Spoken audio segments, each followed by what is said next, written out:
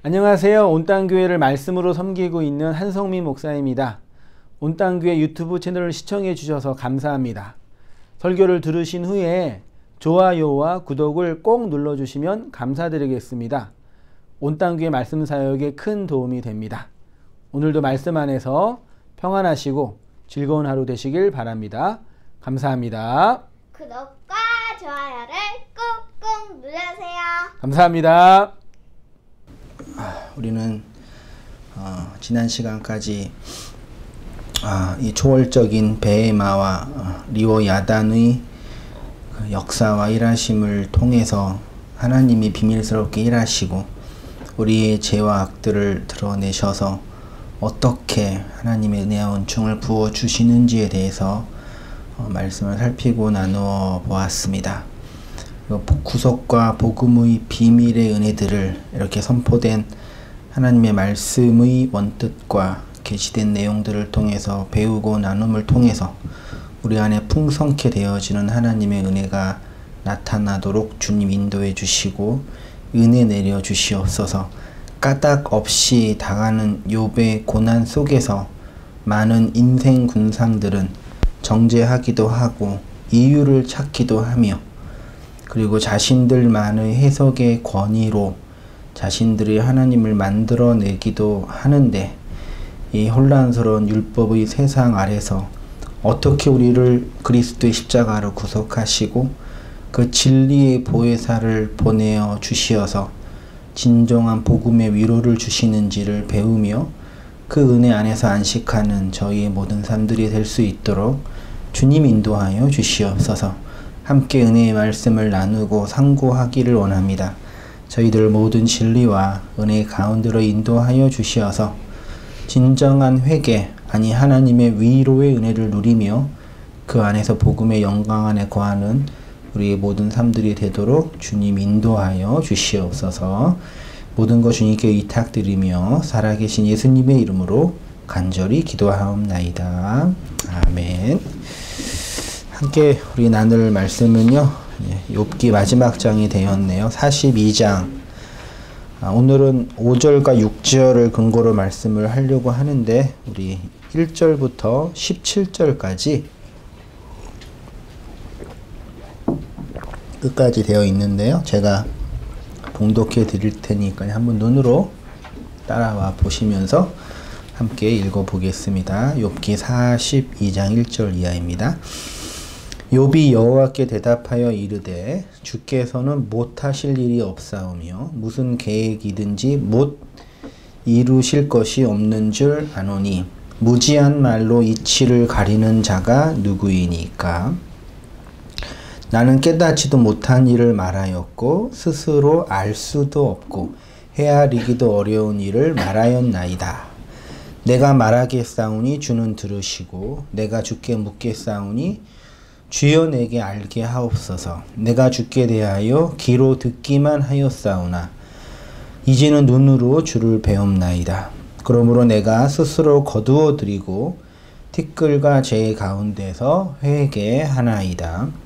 여호와께서 욥에게 이 말씀을 하신 후에 여호와께서 대만 사람 엘리바스에게 이르시되 내가 너와 내 두 친구에게 노하노니 이는 너희가 나를 가리켜 말한 것이 내 종 욥의 말같이 옳지 못함이니라. 그런즉 너희는 수소 7과 수장 7을 가지고 내 종 욥에게 가서 너희를 위하여 번제를 드리라. 내 종 욥이 너희를 위하여 기도할 것인즉 내가 그를 기쁘게 받으리니 너희가 우매한 만큼 너희에게 갚지 아니하리라. 이는 너희가 나를 가리켜 말한 것이 내 종 욥의 말과 같이 옳지 못함이라. 이에 대만 사람 엘리바스와 수아 사람 빌닷과 나아마 사람 소발이 가서 여호와께 자기들에게 명령하신 대로 행하니라. 여호와께서 욥을 기쁘게 받으셨더라.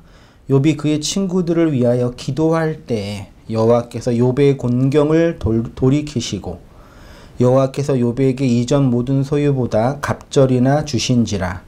이에 그의 모든 형제와 자매와 이전에 알던 이들이 다 와서 그의 집에서 그와 함께 음식을 먹고 여호와께서 그에게 내리신 모든 재앙에 관하여 그를 위하여 슬퍼하며 위로하고 각각 캐시타 하나씩과 금고리 하나씩을 주었더라.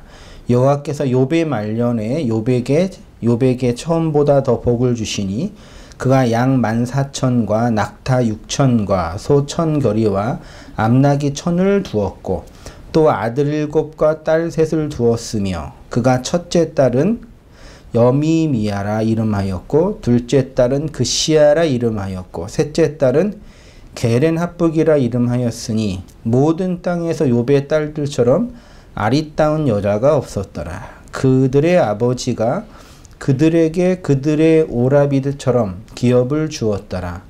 그 후에 욥이 140년을 살며 아들과 손자 4대를 보았고 욥이 늙어 나이가 차서 죽었더라. 아멘. 욥기 24번째 시간으로요. 욥의 애통과 하나님의 위로라는 제목으로 말씀을 상고해 보도록 하겠습니다. 욥기 마지막 장은 소위 말해 희극에서 한국 사람들이 좋아하는 해피엔딩으로 이제 끝나게 되고 있지요. 예, 겉으로 보기에도 해피엔딩이고 읽으면서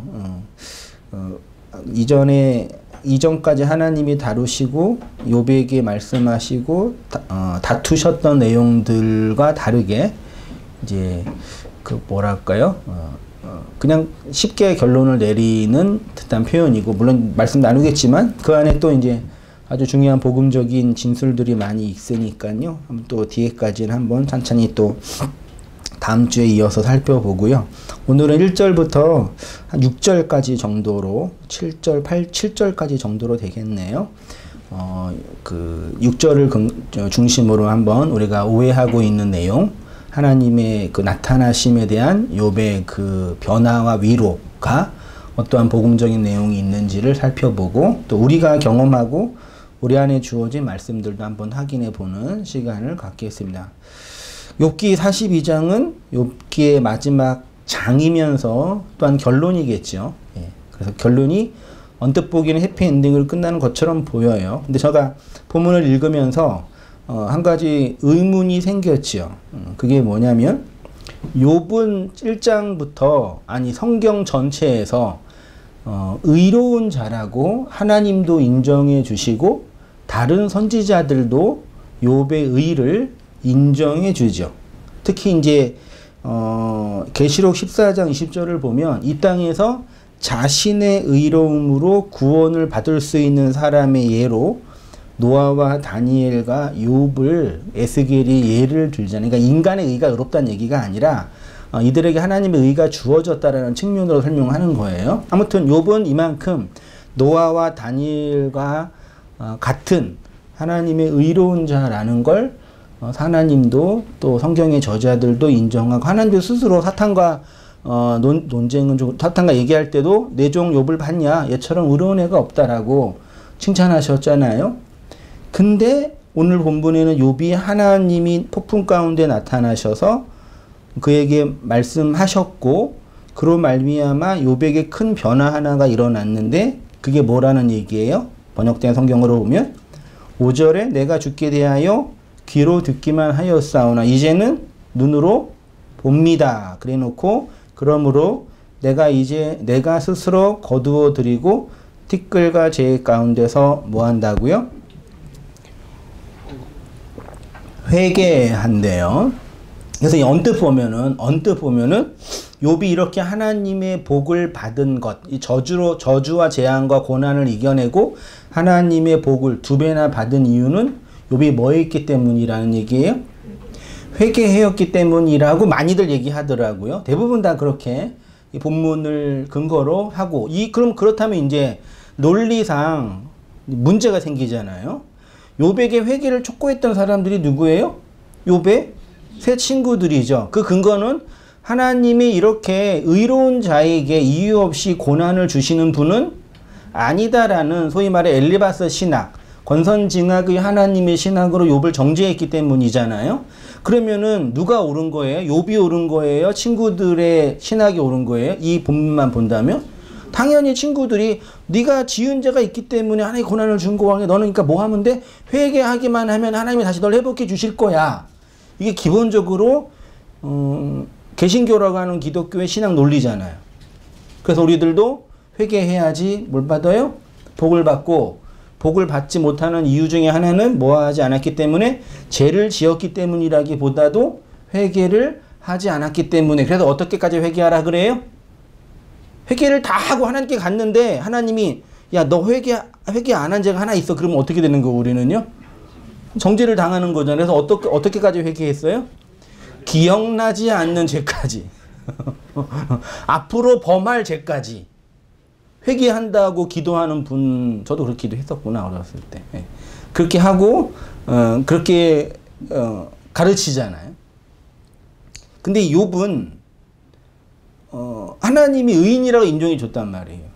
그 의인은 회개하면 안 되잖아요. 회개라는 용어 자체가 자신의 죄에 대한 돌이킴이고, 전제는 자신이 죄를 지었다라는 것을 인정해야 되니까. 그렇죠? 근데 하나님이 욥은 의인이라고 칭해 주셨단 말이에요. 근데 회개했다라고 얘기하고 있단 말이죠. 그래서 욥기 42장 6절의 번역이 그 고대 시대 1세기경부터 지금까지 많이 그 견해가 있어요. 견해가. 그래서 이 번역에 대한 견해에 따라서 이제 신학적인 어떤 관점과 복음적인 이해를 다양하게 하는 거지요. 그래서 우리는 이 부분에 있어서 어떤 걸 선택하고 취하여서 바르게 해석하느냐를 결정을 해야 되는 거예요. 자, 읽어볼게요. 사람들이 보편적으로 이해하는 회개는 자신의 죄에 대한 돌이킴, 소위 말해 회심이지요. 따라서 실제로 죄를 범한 것에 대한 인정이 전제되어야 하겠지요. 근데 욥은 회개할 만한 죄를 범한 것을 욥 스스로도 발견하지 못했고, 친구들도 욥이 이런 죄를 범했다라고 보지 못했죠. 친구들은 추론한 거죠. 네가 고난 받았으니까 죄를 지은 게 있을 거야. 그러니까 생각해봐. 그렇게 얘기했잖아요. 그러니까 실제로 욥은 욥기에서는 회개할 만한 죄를 범한 건 없어요. 본문만 본다면. 욥을 비난하는 새 친구들에게 하나님이 나타나셔서 하신 말씀도 이런 거죠. 7절에 여호와께서 욥에게 이 말씀을 하신 후에 여호와께서 대만 사람 엘리바스에게 이르시되 내가 내 두 친구에게 노하노니 화를 내노니 이는 너희가 나를 가리켜 말한 것이 내 종 욥의 말과 같이 뭐한지 못하다. 너희들은 불의하고 욥은 의롭다라고 누가 말씀하시는 거예요? 하나님은. 회개할 존재들은 사실 누구예요? 사람들은요? 새 친구들이죠. 이렇게 하나님이 욥의 의로움을 인정하셨는데 욥은 왜 회개한다고 했을까요? 자신이 스스로 의로운 자이고 하나님께 의로운 자라고 인정받은 욥이 왜 회개를 한다라고 기록되어 있을까요? 계속되는 고난으로 자신도 생각하지 못한 죄가 드러나서 회개를 한 것일까요? 아니면 빨리 고난과 고통 속에서 벗어나기 위한 방법으로 회개를 한 것일까요? 사실 이거는 사람들이 회개하는 이유예요. 왜 회개해요? 자신이 생각하지 못했던 죄가 발각되어졌기 때문에, 혹은 고통과 고난 속에서 빨리 벗어나려고. 그렇잖아요. 왜 예수님 믿어요? 혹자들은 좋은 말로 천국에 가려고. 그게 아니더라도 뭐 하지 않기 위해서? 지옥에 가지 않기 위해서. 그게 이제 소위 말해 이제 목적론적 회개라고 제가 표현을 하는 거죠. 어떤 일을 위한 방식으로 그 종교적인 일을 수행한다라는 얘기죠. 그러니까 쉽게 그냥 고통 속에서 벗어날 요량으로 회개하는 거예요.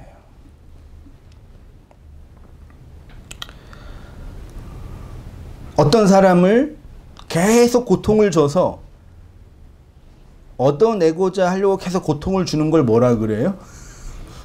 어떤 사람이 계속 고통을 계속 줘요. 뭘 얻어내기 위해서. 그걸 시쳇말로 뭐라 그래요? 시쳇말은 아니죠. 그걸 고문한다 그러죠.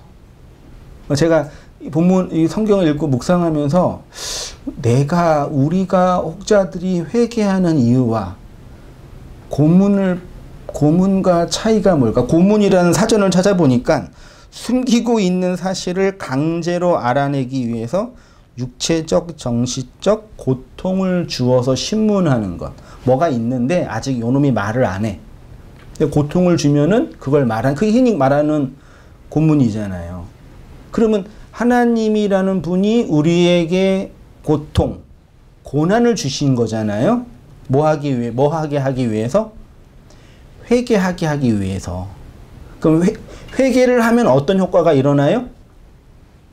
고난과 고통에서 벗어나는 거잖아요. 고문받는 치료자가 발설을 하면 고문을 안 당하죠. 말하자면. 그러면 그것과 차이가 뭐예요? 그렇게 생각이 들었어요. 한번 이렇게 말씀 묵상하다가. 그러면 우리가 회개하는 거에 있어서 하나님의 의도로 본다면 그럼 하나님이 인간들에게 고문을 하시는 건가? 라고 한번 생각을 해보게 된 거죠. 어떻게 생각하셔요? 동의가 되세요? 동의할 필요는 없으세요? 그렇게 이제 고민하다가 원문을 보니까 하나의 힌트를 얻었습니다.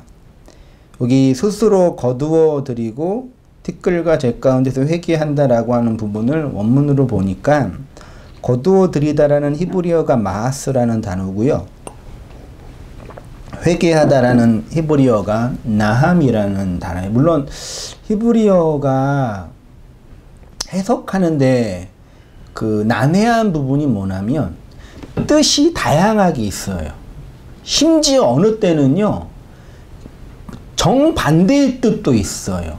어느 때는 사랑하다가 번역되기도 하고 어느 때는 미워하다로 번역이 되기도 해요. 실제로 그거 같죠? 사랑의 감정과 미움의 감정을 본다면 그 감정 자체는 같은 거 아닌가요? 이해 안 되세요? 그걸 우리나라 말로 뭐라 그래요? 증이라 그러잖아요.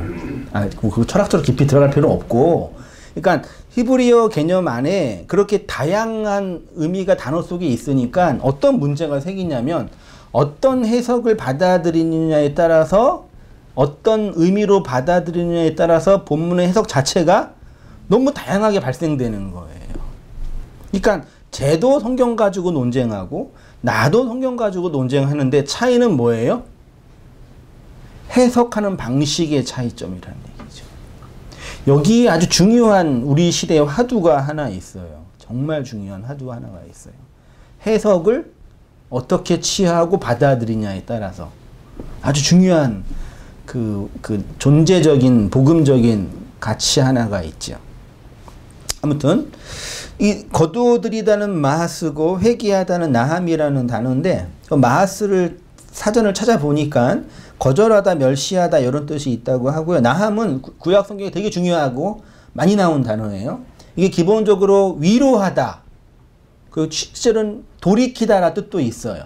그러니까 히브리어 개념 안에 무엇인가를 위로하고 위로가 되는 것과 돌이키다의 개념은 좀 비슷한 데가 있는 것 같아요. 아무튼 위로하다와 돌이키다 등등의 뜻이 있는데 제가 이걸 근거로 다시 번역을 하면 앞뒤 문맥과 좀 비교해서 좀 동일선상으로 번역을 하면 나는 이렇게 멸시를 당했으나, 그치요? 멸시를 당했지요? 친구들에게 율법으로 상징되는 세상들에게 멸시를 당했으나 띠끌과 재 가운데서 나함, 위로를 받습니다. 수동태로 해석을 하면 니팔로 되어 있으니까 이게 적절한 번역이라는 생각이 들어요. 대부분의 성경은 지금 개역 개정판으로 번역을 했고 한두 군데 정도가 이렇게 번역을 했어요. 이 나함을 위로로 번역을 한 거죠. 그렇게 하면 좀 제가 처음에 가졌던 의문이 해결이 되죠. 그렇죠? 왜요? 욥이 이렇게 의로운 자인데 알 수 없는 고난을 당했잖아요. 그 사람들은 그 알 수 없는 고난에 대한 자기들만의 해석을 하는 거예요. 죄를 지어서 그래? 하나님이 더 좋은 걸 주려고 그래? 등등으로. 근데 욥은 거기에 대해서 어떤 해석도 하지 않고 고민하고 고통받고 기도하고 통곡하고 애통하고 독백하며 있다가 하나님의 임재를 경험했죠. 그로 말미암아 자신은 이렇게 멸시, 고난을 당하고 있지만 그로 말미암아 하나님의 나함을 받았다. 그렇죠? 그러고 나서 하나님의 욥의 의를 인정해 주니까 욥이 이제 어떤 신분이 되는 거예요? 말하자면요. 제사장 신분이 돼서 친구들을 위해서 중보기도 하고 그로 말미암아 기록된 성경에는 2배의 복을 받았다라고 하면서 성경이 마치게 되는 거죠. 그렇게 이해해야지 전체 문맥상 본문이 해석하기 더 원활하지 않을까 생각이 저는 들어요. 자, 세 친구들과 엘리후는 고난받는 욥을 정죄하였고 그에게 회개를 요구하였지요. 왜냐하면 그들의 하나님은 인과응보의 하나님이잖아요. 소위 보응의 신학이 그들의 신학이었습니다. 그래서 욥의 고난 자체를 보는 것보다 뭘 봤어요? 고난의 이유. 이 고난을 그러니까 기독교 복음주의 계열에서 지금 우리가 오해하게 만든 여지 중에 하나가 저도 어렸을 때 청년 때 읽었던 책 중에 하나가 지금도 되게 그때는 감동 많이 받았죠. 오카는 목사님께서 로마서를 강론하는 그 설교집을 이렇게 구입해서 읽었는데 제목이 고난에는 다 뭐가 있다? 다 아시네요. 고난에는 다 이유가 있다. 까닭 없는 고난은 없다라고 하면서 그거는 어떤 이제 시작이냐면 이 세상에서 우리의 이성과 경험으로는 해석할 수 없는 사건들이 발생하는데, 그치요? 그 사건들을 자신들의 입장에서 해석하는 권한이 주어지는 거예요. 그럼 거기에는 뭐가 생기냐면 종교적인 권위와 힘이 생기는 거예요. 우리나라 참 컨텐츠나 이런 게 참 놀라워요. 몇 개월 전에는 오징어 게임이 전 세계 그 넷플릭스라는 미국 OTT 시장에서 1등이 됐는데, 이번에는 그 후속으로 부산행을 만들었던 연상호 감독이 지옥이라는 그것도 1등을 했더라고요. 그래서 이제 저도 이 세상에 뒤처지지 않기 위해서 시간 내서 어쨌든 열심히 보는 스타일이라 보기는 싫었지만 어쨌든 세상을 이해하려고 억지로 보진 않았고 재미있게 봤는데요. 우리 둘째 아들도 그걸 봤어요. 그래서 이제 아들한테 야, 너 그거 보고 어떤 걸 느꼈냐 그러니까 착하게 살아야 된다. 왜냐면은 나쁘게 살면 어디 가기 때문에 그걸 그냥 보고 그렇게 느낀 거예요. 원래 그런 감독들은 전혀 그게 아니거든요. 아니에요. 그러니까 뭐 다양한 해석의 방침이 있지만 우리가 설명할 수 없는 기이한 일들이 발생하죠. 코로나 같은 것도 그런 거잖아요, 솔직히. 물론 인간의 어떤 잘못에 의해서 만들어진 거지만 그 현상 자체를 우리가 통제할 수 없고 우리가 어떻게 할 수 없는 기이한 일들이 발생하는데 사람들의 욕망이 거기에 부딪히게 되면 자신들만의 해석으로 그걸 받아들여요. 근데 그걸로 자신들의 어떤 권위와 그게 이제 종교적 권위까지 붙이면 더 큰 위험이 되는 거죠. 거기에서 자신의 존재를 확인하는 거죠. 그러니까 다양한 해석이 있지만 아무튼 한 측면만. 근데 그것과 우리가 인생 속에 그런 거 말고 그냥 우리가 인생 당하는 어떤 고난, 내가 내 이성과 내 경험으로는 도저히 해석할 수 없는 그런 어려움들, 예, 이런 것들이 발생할 때 우리는 제일 먼저 어떻게 판단해요? 말하자면 내가 뭐 잘못한 게 있나? 혹은 내가 심지어는 뭐 불교에서는 뭐라 그래요? 전생에 지은 죄가 많아가지고 그렇게까지 말하잖아요. 그렇게 말해서 자신들의 지금 입장에 대한 각자의 그 혼란스러움이 표현된단 말이죠. 그러니까 욥 친구들도 욥에게 발생한 그 해석할 수 없는 고난의 현실을 자신들만의 신학 체계로 얘기하면서 욥을 정죄하는 거예요. 그 모든 고난에는 이유가 있다. 근데 욥기를 잘 보세요. 욥의 고난에 욥 자체한테 어떤 이유를 설명할 수 있나요? 그래서 욥기 결론이 두 배의 복이 돼가지고 어떤 사람은 하나님이 욥에게 두 배의 복을 주시기 위해서 이런 고난을 줬다까지 얘기를 하더라고요. 그럼 말도 안 되는 얘기예요. 차라리 그러면 이런 저주 욥 입장에서 야 욥아 첫 번째 안, 두 번째 안이 있다. 첫 번째 안은 네가 고난을 죽도록 받으면 내가 두 배의 복을 줄게. 두 번째 안은 그냥 아무것도 안 주고 그냥 살게 할게. 뭐 할 거예요? 이거잖아요, 당연히. 말도 안 되는 논리라니까요. 그 자신들의 해석의 권한으로 역사와 인생과 심지어 하나님을 뭐 하는 거예요? 해석해내는 거예요.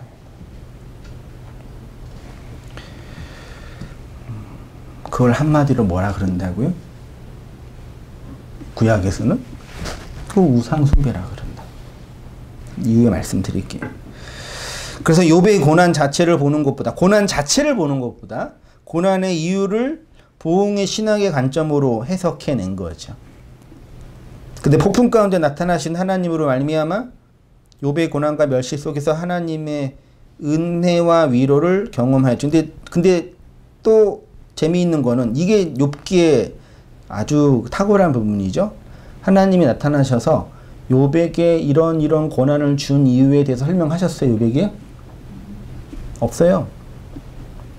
그는 그냥 사람들이 해석해낸 거예요. 하나님이 욥에게 나타나셔가지고 네가 고난받는 이유는 이것 때문이야. 너는 이런 고난을 또 잘 견뎌냈어. 그러니까 내가 복을 준 거야. 그런 얘기 했어요, 안 했어요? 전혀 안 하세요. 그냥 폭풍 가운데 나타나시고 욥은 그 속에서 하나님을 봤다라고 표현하고 티끌과 재 가운데서 나함, 하나님의 위로를 경험했죠. 그러니까 이 보이지 않는 문맥 속에, 어간 속에 하나님의 그 하존 임재로 말미암는 내적인 어떤 그 해석, 어떤 하나님과의 만남, 어떤 복음적인 이해가 분명히 있었겠죠. 그건 분명한 추론인 거죠. 이렇게 폭풍 가운데 나타나신 하나님으로 말미암아 욥은 고난과 멸신 속에서 하나님의 뭘 얻었다고요? 위로를 얻었다. 그래서 저는 이 중간 결론을 통해서 욥의 고난의 이유는 죄 때문이다. 더 좋은 곳을 주기 위한 방식이다가 아니라 그 고난 자체를 어떻게 보고 그것을 우리 안에서 경험되는 복음적인 내용으로 해석해내냐. 요걸 한번 저 개인의 삶을 한번 돌아보면서 한번 해석해 봤어요. 이렇게 성경에서 하나님의 나함을 경험했던 한 인물이 또 있죠. 누구라고요? 아까 그 에스겔서도 욥이랑 다니엘과 욥, 다니엘, 노아를 의로운 자라고 얘기해 줬는데 그 노아의 이야기예요. 창세기 5장 29절 보세요. 이름을 노아라 하여 가로되 여호와께서 땅을 저주하심으로 수고로 일하는 우리들을 이 아들이 뭐 했다고요? 이 아니가 히브리어로 뭐겠어요? 이게 나함이라는 히브리어예요. 자 보세요. 율법의 저주 아래 있는 인생들에게 하나님의 위로를 상징적으로 보여준 인물이 노아입니다. 에녹, 무드셀라, 라멕, 노아의 아버지, 할아버지, 증조부죠. 이 사람들로 이어지는 경건한 셋의 족보가 창세기 5장에 있잖아요. 이들 가운데 이들이 하나님의 위로의 상징으로 노아가 태어났네요.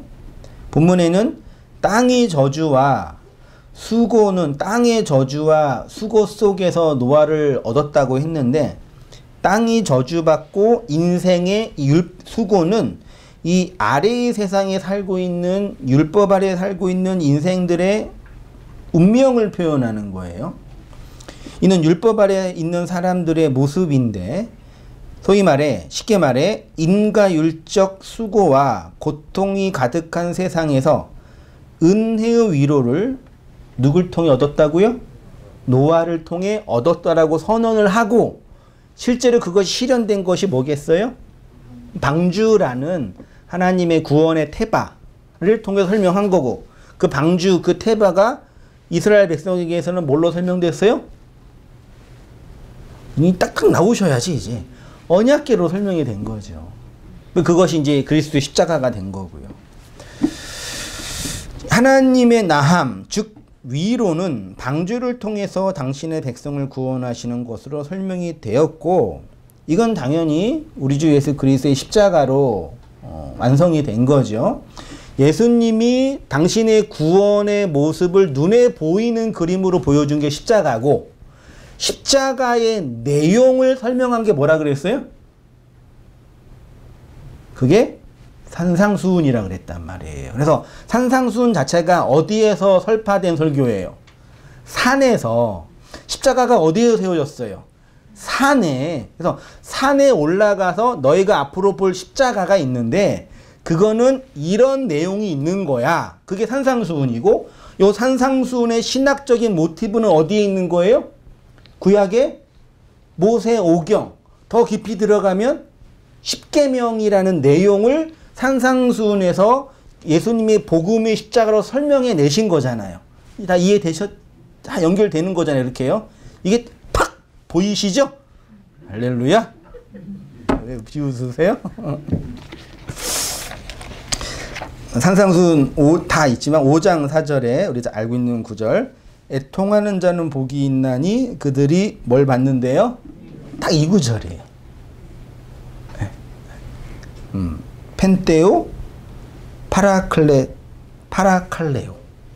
헬라어로 보면은 예수님은 애통하는 자에게 임하는 하나님의 복을 위로라고 했는데, 원문으로 보면 복되도다 애통하는 자여. 그러니까 이걸 목전적인 윤리적인 측면에서 하나님의 복을 받으려면 뭐 해야 된다고? 위로를 받으려면 뭐 해야 된다고요? 애통하는 이게 아니라 먼저 복되도다라고 선언하세요. 그리고 누가 복된다 그래요? 애통하는 자가. 왜냐하면 그들에게 하나님의 파라칼레오, 나함이 있기 때문이다 라는 말씀이에요. 이 파라칼레오의 위로는 애통이라는 현전 속에 있는 자에게 주어진다고 하시는데, 사실 욥에게 이 애통이 주어진 거죠. 무엇을 통해? 고난을 통해. 어떤 고난? 설명되고 해석될 수 없는 고난을 통해 뭐가 주어졌다고요? 애통이. 그 애통은 기도로, 독백으로, 강구로, 다양한 방식으로 욥에게 흘러나왔지요. 산상수훈의 말씀, 산상수훈에서 말씀하신 팔복, 소위 심령이 가난한 애통함, 온유함, 의해주려 목마름 등등등등은 성도가 이 땅에서 복받기 위해서 노력하고 애써서 개발해야 할 도덕적인 성품이 아닌 거죠. 그건 마치 욥의 실존 안에 경험되는 고난의 현실과 똑같은 거예요. 욥이 역사 속에서 해석될 수 없는 고난의 현실 속에 펼쳐진 것처럼 성도도 이 땅에서 성령의 통치로 말미암는 가난함, 애통함, 온유함, 주림, 목마름 등등으로 펼쳐지는 거죠. 8개의 복으로 설명하신 게 이거죠.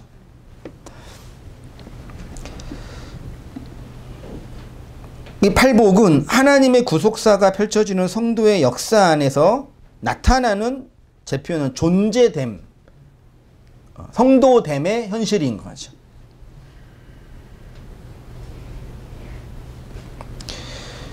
그리고 그것이 무엇으로 극명하게 드러났냐면 산에 세워진 그리스도의 십자가로 드러난 거고, 그 십자가의 내용이 이것이다 라고 얘기하는 거죠. 자, 목적론적 윤리적 행위가 될 수 없는 거죠. 복받기 위해서 애통해야 된다라는 것이 아니라 3페이지입니다. 성도 안에서만 있는 존재됨, 생명력의 내용인 거죠.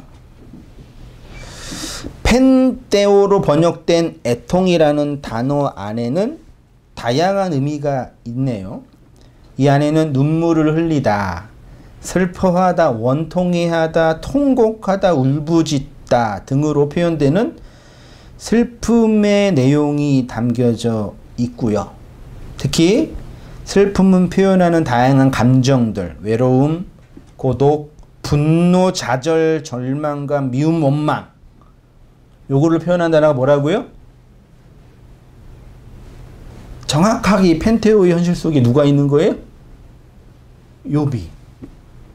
욥과 친구들과의 대화 속에서 욥이 독백하고 변론하는 그 대화의 내용은 욥의 이러한 감정이 다 내포되어 있죠. 네. 그 욥이 표현했던 독백과 얘기 한번 다 읽어보세요. 원망하고 분노하고 좌절하고 미워하고 낙심하고 포기하고, 네. 그 펜테오의 감정적 표현들이 기술되어 있어요. 근데 아쉽게도 슬프게도 성경에서 성도들의 특징 중에 하나가 뭐라고요? 애통이래요. 예수님이 친히 팔복 중에 하나를 펜테오라고 말씀하셨잖아요. 그래서 여러분에게 애통이 있습니까? 이런 얘기 드리고 싶은 게 아니라, 애통 속에서 흘러나오는 눈물은 하나님의 생명이 우리 안에서 심기어지고 열매로 흘러나오는 과정으로 설명되는 거겠죠. 그래서 심령이 가난하면 애통하고, 애통하면 하나님의 생명을 받아서 그 생명으로 살아가게 되는 거죠. 그 제가 말씀드리고 싶은 거는, 애통이 있다, 이러한 감정적 표현들이 있다 하고, 그러면 무엇에 의한 어떤 것의 애통이냐.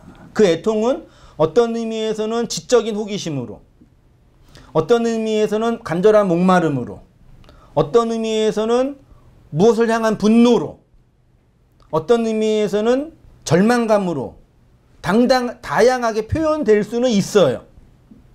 그치요? 저도 가끔 이렇게 말씀 연구하다가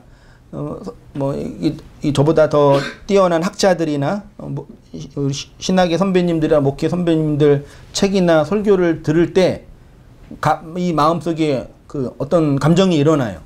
어떤 감정이요? 분노, 좌절, 원망, 미움. 어떤 분은 지지난주 오셨던 그 김포 우리 인터넷 성도님이 말씀을 나누시는데 그런 얘기 하시더라고요. 욥기 설교, 제 설교를 이렇게 듣다가 그 어떤 설교냐, 그 빌닷의 얘기 있잖아요. 그 집에 많이 이렇게 비우는데, 시작은 갑자기 기억 안 나네요.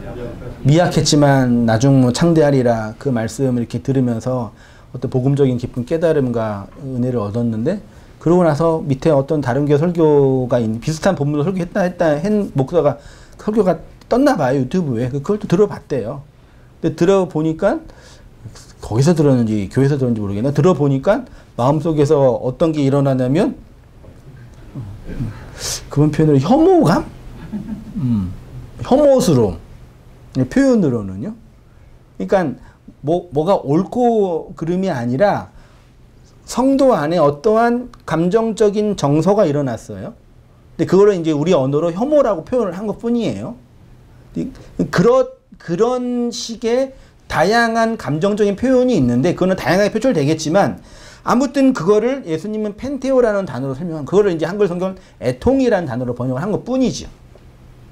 그래서 이걸 단순히 애통을 눈물 흘리는 거 뭐 이런 식으로만 표현할 필요는 없어요.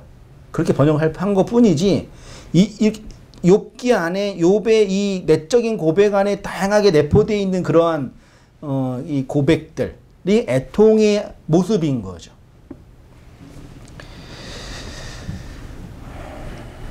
애통하면 하나님의 생명을 받아서 생명으로 살아가게 되는 차원이죠. 그래서 무엇에 의한, 무엇인가 나한테 들어왔고 다른 것이 들어왔기 때문에 반응이 일어난 거잖아요, 화학적으로. 어떤 애통이냐. 그래서 구약 성경에 눈물 흘리는 사람들이 많이 있잖아요. 그 중에 아주 저한테 충격적으로 다가왔던 애통이 하나가 사사기에 있는 애통이에요. 사사기 20장 23절 보세요. 이스라엘 자손이 올라가서 여호와 앞에서 저물도록 울며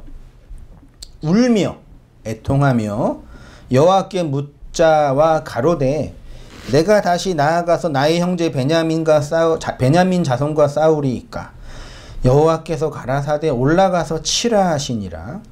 이에 온 이스라엘 자손 모든 백성이 올라가서 베델에 이르러 울며 거기서 여호와 앞에 앉고 그날이 저물도록 금식하고 번제와 화목제를 여호와 앞에 드리고 21장 2절 백성이 베델에 이르러 거기서 저녁까지 하나님 앞에 앉아서 대성통곡하니. 이스라엘 백성이 왜 운지 아시죠?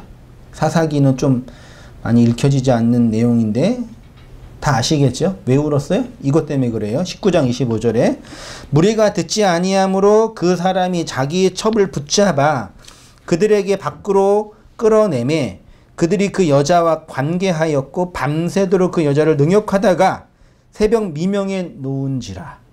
어떤 내용인지 아시겠죠?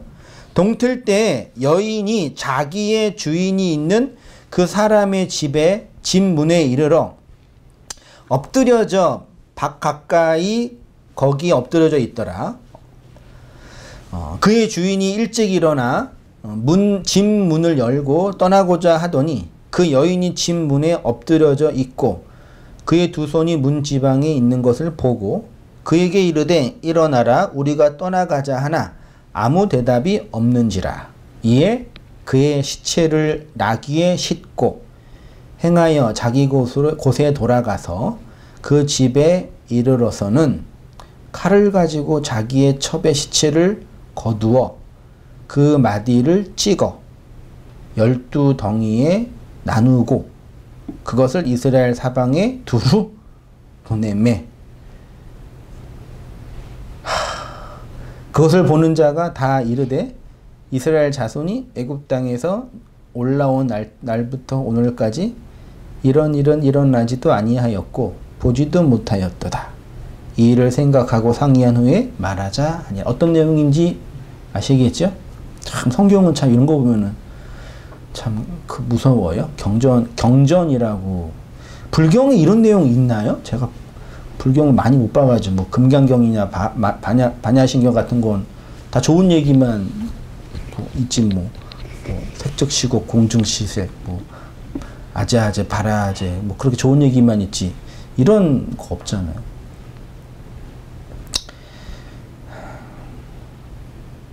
(19장) 20장에 가면 사사기 레위 사람의 아내가 베냐민 족속에게 속한 기브아 사람들에게 밤새도록 집단 폭행을 당하고 살해를 당하는 내용인 거죠. 이게 19장 20장이에요.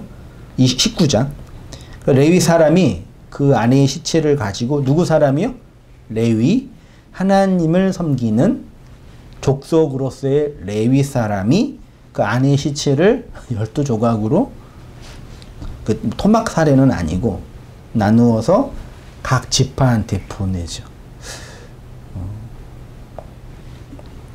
그걸 본 이스라엘의 11지파가 뚜껑이 열려서 눈이 뒤집어져서 베냐민 족속을 치러 가는 장면이 20장인데 11지파랑 한 지파랑 전쟁을 하는데 누가 이겨요?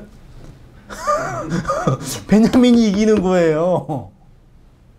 그래서 어떻게 하는 거예요? 베델에 모여서 울고 있는 거예요. 20장. 이걸 어떻게 해석해야 돼요? 단순히 이스라엘이 하나님을 떠나서 극악무독한 범죄를 저질렀다 정도로 해석하면 돼요? 그렇게 많이들 보죠.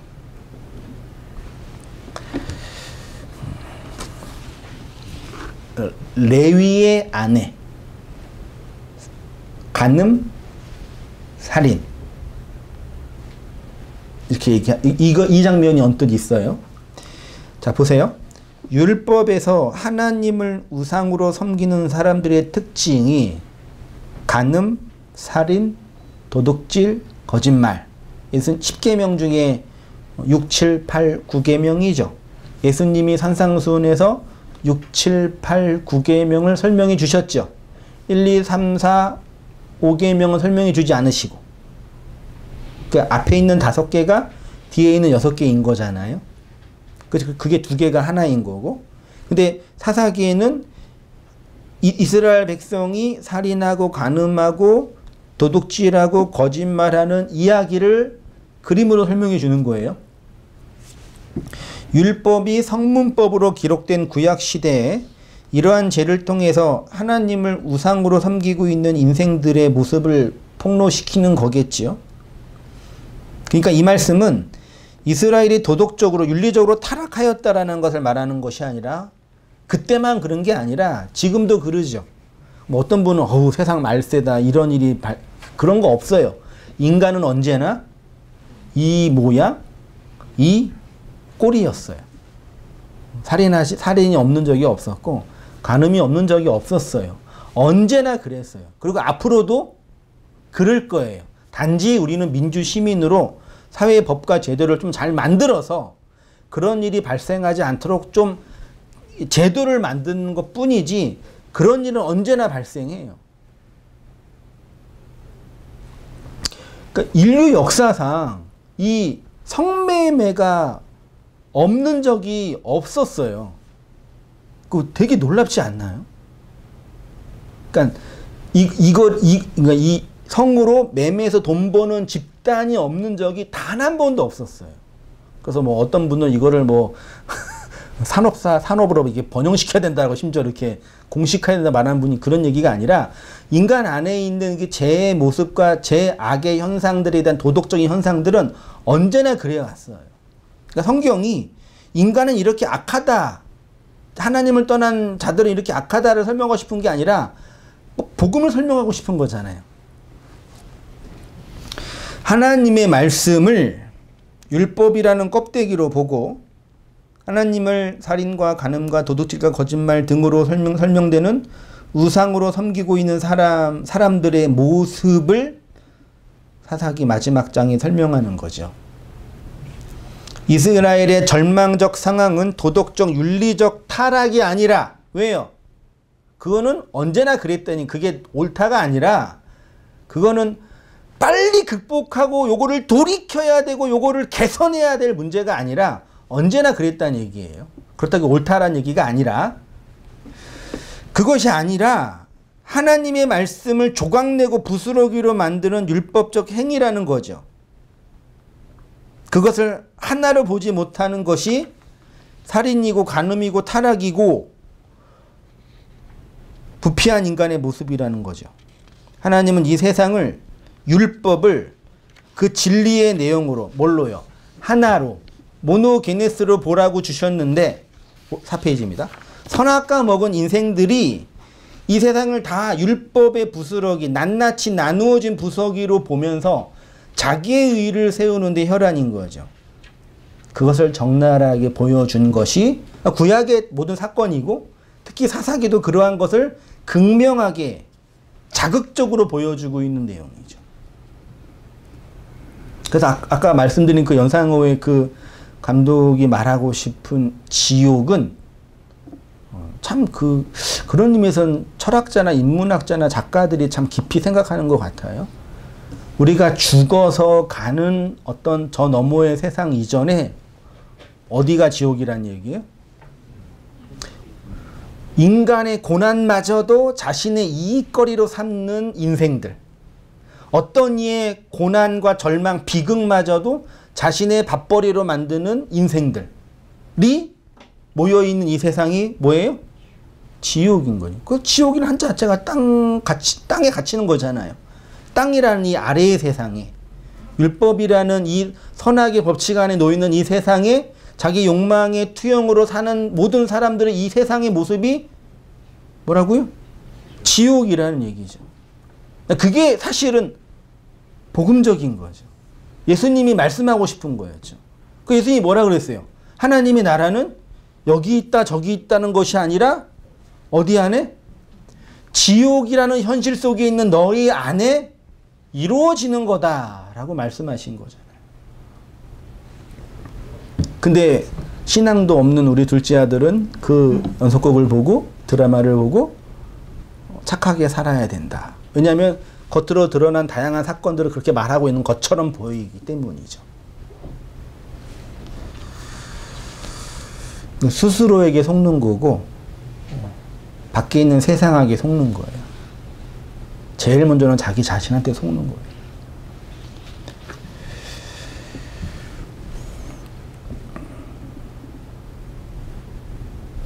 그게 생명 없는 인생들의 모습이에요. 그렇게 이 세상을 율법의 조각으로 보고 있는 사람들에게 모두 동일하게 나타나는 것이 뭐라고요? 내적인 생명. 생명의 씨가 없는 거죠. 성경은 그렇게 내적인 생명이 없는 상태를 설명하는 기제 중에 하나가 뭐라고 설명됐어요? 자손을 낳지 못하는 불임으로, 혹은 열매를 내지 못하는 무화과 나무로. 그 뭐예요? 율법의 세상에서 율법의 껍데기의 내용, 그 진리, 그 마지막 하나를 양식으로 담지 못한 인생들의 모습이 이러하다라고 얘기하는 거죠. 자, 사무엘상 1장 7절 이하 보세요. 매년에 한나가 여호와의 집에 올라갈 때마다 남편이 그같이 하매 분인나가 그를 격동시키므로 율법입니다. 그가 울고 애통하고 먹지 아니하니 그 남편 엘가나가 그에게 이르되 한나여 어찌하여 울며 애통하며 어찌하여 먹지 아니하며 어찌하여 그대의 마음이 슬프뇨. 내가 그대에게 10 아들보다 낫지 아니하뇨. 몇 아들이요? 10 아들. 의도적으로 10 아들. 한나가 마음이 괴로워서 여호와께 기도하고 뭐예요? 통곡해요. 성경이 한나를 여기에서 말하고 싶은 기제가 있는 거죠. 10 아들, 그러니까 한나가 지금 울고 있어요. 왜 울고 있어요? 왜 울고 있어요? 한나 전반적인 이야기 다 아시죠? 왜 울어요? 자손을 낳지 못해서.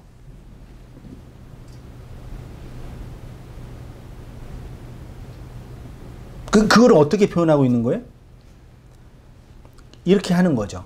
율법의 세상에 내적인 생명이 없는 인생의 모습이 누구라고요? 한나라고요. 통곡하고 있다고요. 정확하게 욥의 모습이잖아요. 정확하게 산상수훈의 성도의 모습이고 정확하게 교회의 모습이죠. 자, 보세요. 여러분, 기독교인이, 성도가 이 세상에서 무엇 때문에 통곡하고 눈물 흘리고 애통하며 원망하고 좌절하고 미워해요? 아까 예를 들었던 그 성도님이 설교를 들으면서 왜 분노와 화가 왜 일어났어요? 아니, 분노하는 거, 화내는 거, 혐오하는 거, 이거 좋은 거예요, 나쁜 거예요? 어떤 대상을 향해서 분노하고 화내고 혐오하고 미워하고 심지어 돌 던지고 싶고, 그 감정적인 자체는 좋은 거예요, 나쁜 거예요? 이 세상의 법칙으로 보면 나쁜 거잖아요. 어떻게 은혜 받은 성도가 설교를 하는 목사를 향해서 분노하고 화를 내고 원망하고 혐오해요? 사탄이 주는 감정인 거죠. 라고 말할 수 있잖아요, 어떤 분들은요. 근데 제가 뭘 말하고 싶은지 아시겠어요? 그 자체가 옳고 그름의 문제가 아니라 성령 받은 하나님의 파라클레토스를 받은 성도 안에 내적으로 있는 생명력 무엇인가가 있단 말이에요. 세상과 구분되는, 성도에게만 독특하게 나타나는, 그게 윤리적인 타당성이나 도덕적인 원숙함이나 세상에서 보는 어떤 완성, 그런 게 아니라 세상에 보기에는 별것도 아니고 세상에 보기에는 칭찬할 만한 것도 아니지만 성도에게만 유일하게 나타나는 그 생명이 있단 말이에요. 그걸 예수님이 애통이라고 말씀하셨고 오늘 우리에게 나타나는 이러한 거죠. 그게 한나에게 있는 거예요. 그러니까 애를 낳지 못하는 한나가 애 낳기 위해서 눈물을 흘리는 말 아시죠? 그런 이야기를 하는 게 아니라 성도 안에 있는 그 애통의 내용을 한나가 말하고 있단 말이에요. 그 성도에게는 반드시 이 시대와 역사와 자신과 교회와 세상을 향한 이러한 뭐요?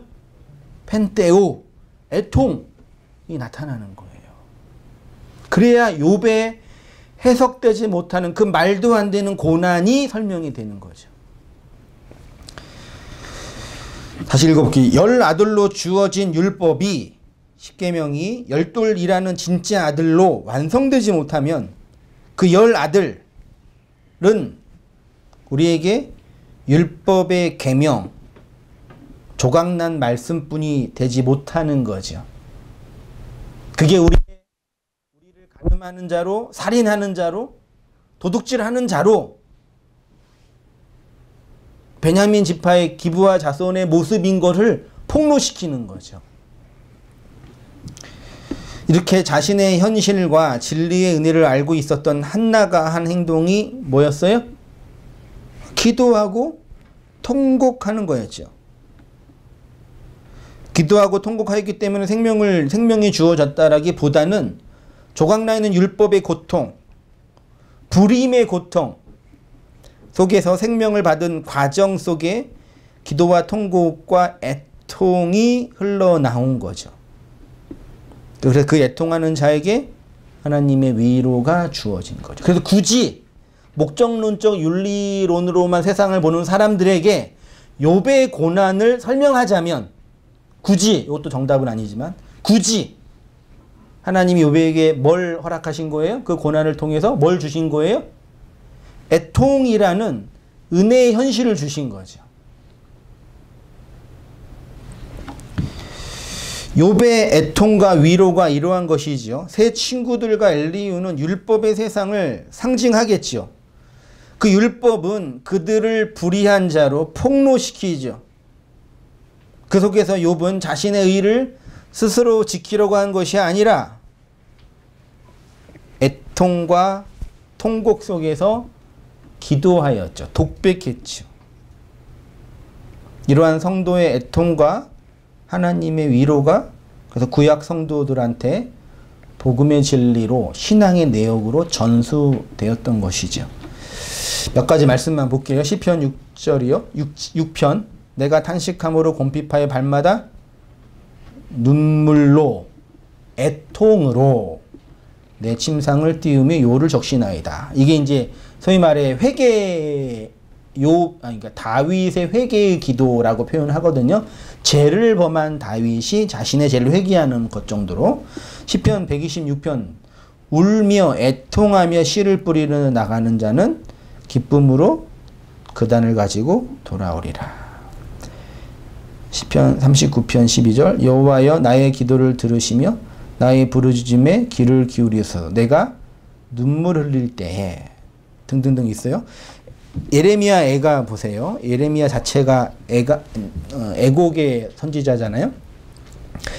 내가 밤새도록 애곡하니 눈물이 뺨에 흐름이요 사랑하던 자 중에 위로하는 자가 없고 친구도 다 배반하여 원수가 되었도다. 누구 이야기예요? 예레미야이지만 누구 이야기예요? 욥의 이야기고 이스라엘의 이야기예요.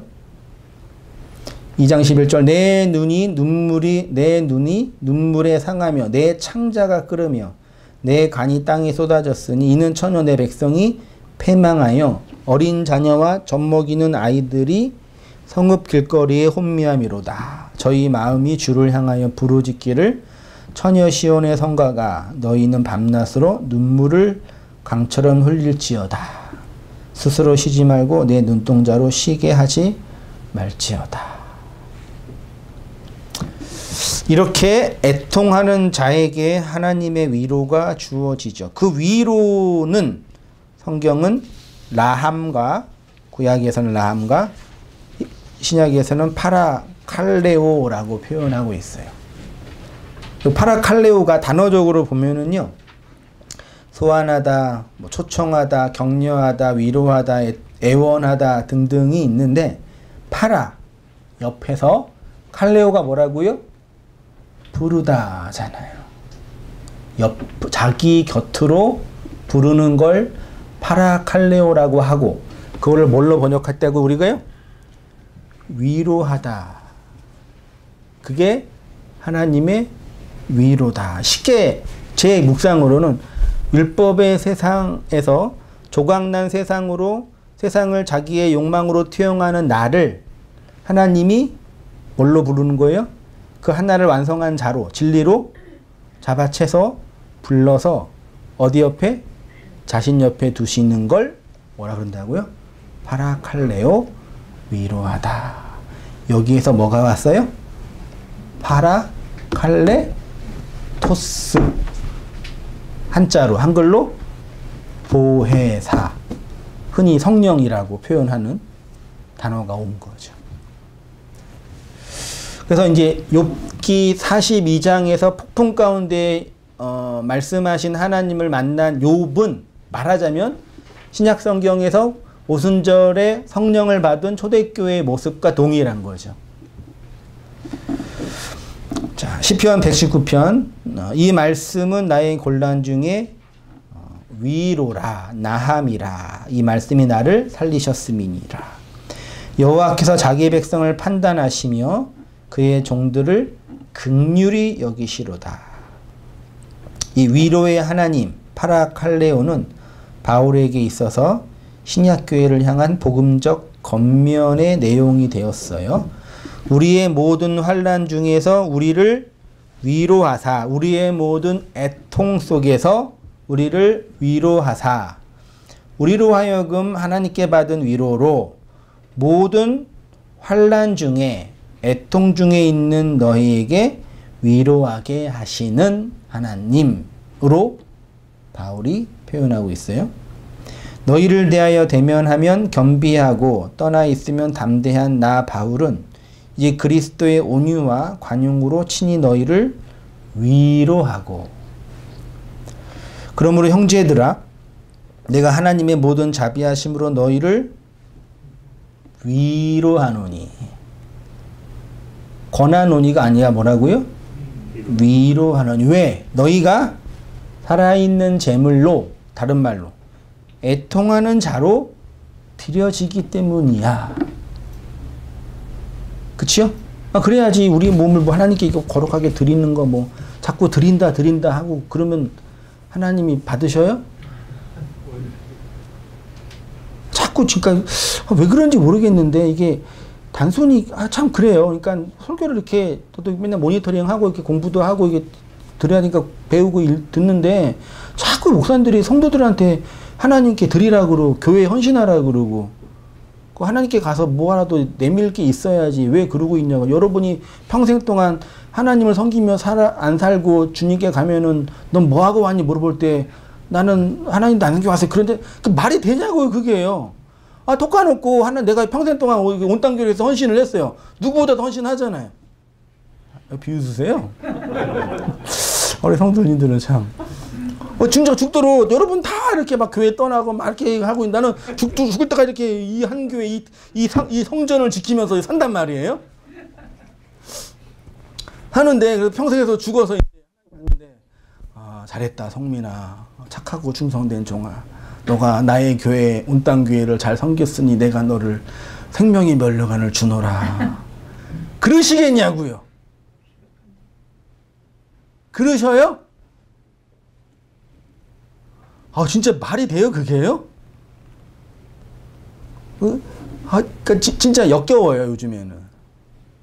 그래 놓고 성도들한테 여러분 이렇게 교회를 잘 섬겨야죠. 네? 그게 말이 되는 해석이냐고요. 화살촉 같은 인간들이죠. 아시는 분만 아실 거예요. 그러니까 해석권을 가지고 가버리니까 거기에 권위가 생기는 거예요. 권력이 생기고. 그 해석에 동조하는 인간들이 모여서 집단을 만드는 거죠.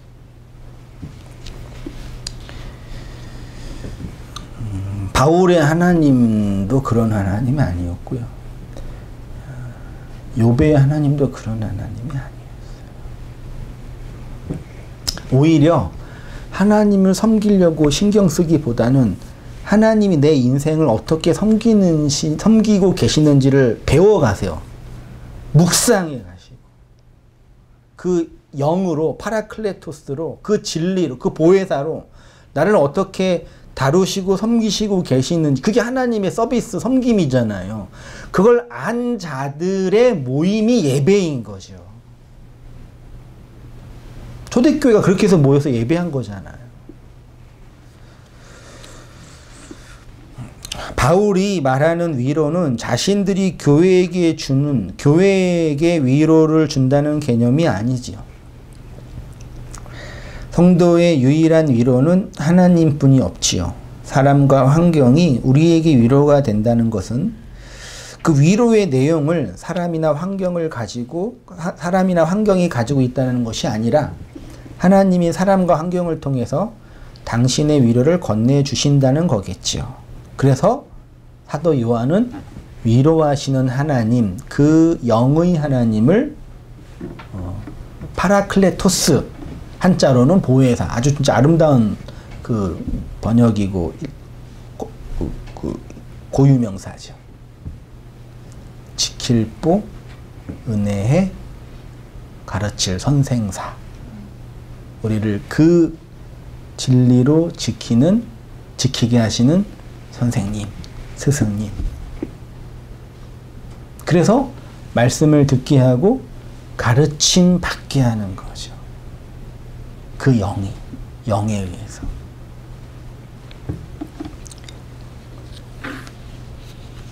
그러니까 말씀이라는 걸 듣고 배운다는 것도 어떤 새로운, 그렇죠? 새로운 정보나 어떤 새로운 뭐 기깔난 해석이나 뭐 이런 거 그런 게 아니잖아요. 예전에 있던 그 말씀 잊어버리니까 생각나게 하고, 까먹으니까 배우게 하시고, 외로우니까 나누게 하시고, 작으니까 풍성하게 하시는 거잖아요. 그래서 이렇게 선언했습니다. 내 아버지께 구하겠사오니 그가 또 다른 보혜사를 너희에게 주사 영원토록 너희와 함께 하시리니, 보혜사 곧 아버지께서 내 이름으로 보내실 성령, 그가 너희에게 모든 것을 가르치시고 내가 너희에게 말한 모든 것을 생각나게 하시리라. 그래서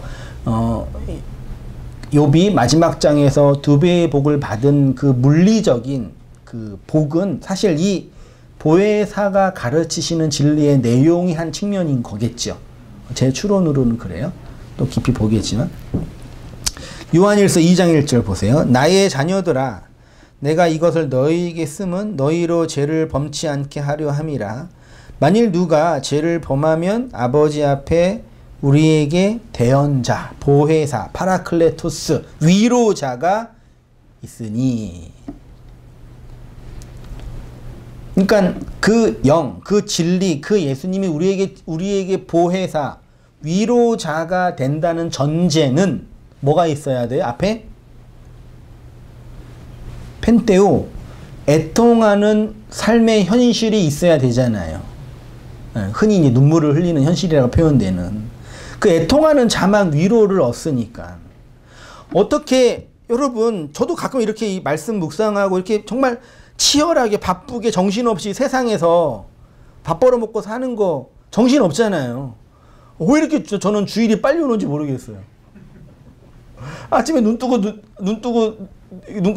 저녁에 눈 감고 아침에 눈 뜨면 주일인 것 같아요. 정신없이 세상에서 또 코로나 세상에 얼마나 또 힘들어요 하잖아요. 근데 이런 말도 안 되는 좀 그렇지만 어떤 이 변태 같은 이야기, 네? 이 세상의 논리랑 전혀 맞지 않는 그런 걸 변태라 그러잖아요. 뭘 생각하시는 거예요 지금? 그런 이야기를 묵상하고 제가 그걸 쓰고 그 묵상하고 쓰면서 또 스스로 좋아하고 완전 변태네. 그걸 또 얘기하고 또 어느 때는 막 그 인터넷에서 아멘 감사합니다, 아멘 감사합니다 막 글을 올려요. 그래서 정말 알고 아멘 감사하시는 건지 의심이 될 때가 많이 있거든요. 그냥 인사치레로 하는 건지 뭐 일면식도 없지만 그런 걸 보면서 스스로 이상한 거죠. 왜요? 성도에게만 하나님으로 말미암은 진정한 펜테오, 그 애통이 있으니까요. 지식이 목말라서 그런 거겠어요. 정보가 없어서 그런 거겠어요. 도덕적이지 않기 때문에 그런 거겠어요. 지식과 정보와 도덕성은 이 문제가 아니잖아요. 더 뛰어난 분들 많이 있잖아요. 그런 나의 펜테오를 보면서 하나님의 위로를 조금 얻는 거죠. 하나님 나라의 통치의 현실을 조금 맛보는 거죠. 그 조금 맛보는 게 또 위로가 되는 거죠. 할렐루야? 그렇잖아요. 마지막 읽고 마치겠습니다. 보혜사가 헬라어로 파라클레토스입니다. 기본적인 뜻이 돕는 자, 중재자, 변호자, 위안자래요. 한글 성경이 보혜사로 번역을 했는데 하나님이 성도에게 보혜사가 되시는 이유는 율법의 고통, 즉 쪼가리 이해되는 이 율법을 하나의 진리로 은혜의 생명으로 건네주시기 때문이죠. 그래 우리 장로님 표현으로는 이 율법의 편린들 속에서 하나하나 연결짓게 하는 하나님의 은혜가 나타나게 하시는 거죠. 욥의 고난의 핵심이 이것이겠죠. 폭풍 속에서 말씀하시는 하나님으로 말미암는 위로도 이러한 거죠. 그러니까 정말 바보 같은 해석이 욥이 그 2배의 복을 받았기 때문에 하나님의 복을 누렸다라는 것처럼 끔찍한 얘기가 없는 거예요. 말이 아까 말씀드렸잖아요. 너 2배의 복을 받고 고난을 받을래? 그냥 이렇게 살래? 하면 뭘 선택해야 돼요? 우리는요. 그 말이 되는 선택이냐고 그런 게요. 무슨 하나님이 우리에게 고통을 주시면서 즐거워하시는 분이냐고요. 왜 하나님을 그렇게 만들어 놓느냐고요. 이 세상에 몇 가지 세상의 법칙과 자연의 질서와 세속의 원리에 의해서 만들어진 자본과 권력과 건강을 주는 게 어떻게 하나님의 복일 수 있겠니? 그건 다 세상이 만들어낸 것들이잖아요. 그거 줬기 때문에 얘는 복 받았다라고 말하는 게 정말 미치고 환장하고 터져 죽겠어요. 그냥 좀만 생각해도 그게 아닌 거 알면서 욥의 고난의 핵심이 바로 이것입니다. 폭풍 속에서 말씀하시는 하나님으로 말미암아 욥이 위로를 받았던 이유가 이 때문이겠지요. 하나님이 욥에게 진정한 파라클레토스 보혜사로 임하셨기 때문이지요. 귀로 들었던 하나님을 자신의 눈으로 본 것이 이러한 것입니다. 이러한 은혜가 우리 성도님들의 삶 속에 동일하게 나타나고 있는 것이죠. 예, 그 은혜를 누리면서 깨달으면서 배우시면서 살아가는 성도님 되시기를 축원드립니다. 기도하겠습니다. 하나님 아버지 그렇습니다.